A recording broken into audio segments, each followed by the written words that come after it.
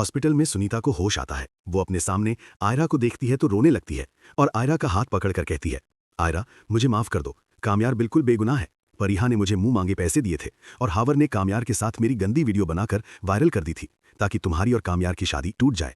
ये सुनते ही आयरा के पैरों तले जमीन खिसक जाती है। उसे अपनी गलती का गहरा एहसास होता है। आयरा समझदारी दिखाती है और उसी वक्त अपना मोबाइल निकालकर सुनीता का ये बयान रिकॉर्ड कर लेती है। सबूत हाथ में आते ही आयरा फौरन कामयार को कॉल करती है। लेकिन दूसरी तरफ एक अलग ही खेल चल रहा होता है। कामयार एक पार्टी में परिहा के साथ होता है। कामयार अपना फोन टेबल पर रखकर कहीं गया होता है। तभी आयरा की कॉल आती है। परिहा मोबाइल स्क्रीन पर आयरा का नाम देखती है और जल भुन जाती है। वो उसी वक्त कॉल काट देती है और कामयार का मोबाइल स्विच ऑफ कर देती है ताकि कामयार और आयरा की बात हो सके।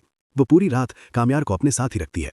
अगली सुबह आयरा हिम्मत करके सीधा कामयार के घर पहुंच जाती है। जैसे ही वो दरवाजा खटखटाती है, कामयार की अम्मी नफीसा बाहर आती है। आयरा को देखते ही वो गुस्से में लाल पीले हो जाती है और चिल्लाकर कहती है, तुम यहाँ क्यों आई हो? क्या अभी तमाशा खत्म नहीं हुआ? मेरे बेटे की जिंदगी तो तुमने बर्बाद कर ही दी है। अब यहाँ से चली जाओ। आयरा रोते हुए मिन्नतें करती है, आंटी प्लीज मुझे कामयार से एक बार बात करने दे, बहुत जरूरी बात है। लेकिन नफीसा उसे धक्का देकर निकालने ही वाली होती है कि तभी कामयार वहां आ जाता है। वो आयरा को अपने घर में देखकर हैरान रह जाता है। आयरा बिना वक्त बर्बाद किए अपना मोबाइल निकालती है और कामयार को सुनीता की वो रिकॉर्डेड वीडियो दिखाती है। वीडियो में सुनीता साफ साफ बता रही होती है कि किस तरह परिहा और खावर ने मिलकर कामयार को फंसाया था। वीडियो देखते ही कामयार और नफीसा के होश उड़ जाते हैं। कामयार को यकीन नहीं आता कि उसकी अपनी दोस्त परिहा उसके साथ ऐसा कर सकी है। सच्चाई जानते ही कामयार का गुस्सा 7वें आसमान पर पहुंच जाता है। वो उसी वक्त अपनी गाड़ी निकालता है और हवा की रफ्तार से परिहा के घर पहुंचता है।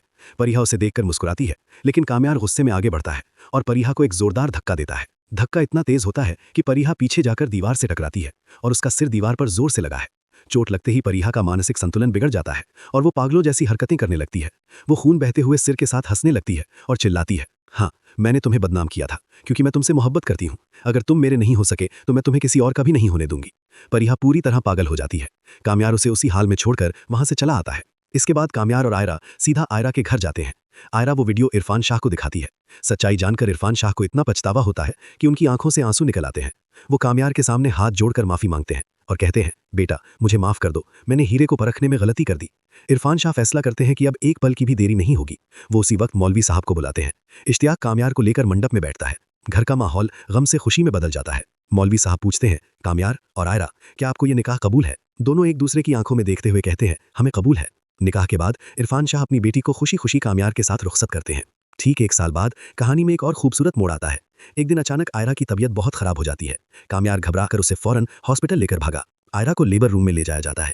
कामयार बाहर बेचैनी से टहल रहा होता है। थोड़ी देर बाद डॉक्टर बाहर आते हैं और मुस्कुराते हुए कहते हैं, मुबारक हो कामयार साहब, आपके घर बेटा हुआ है।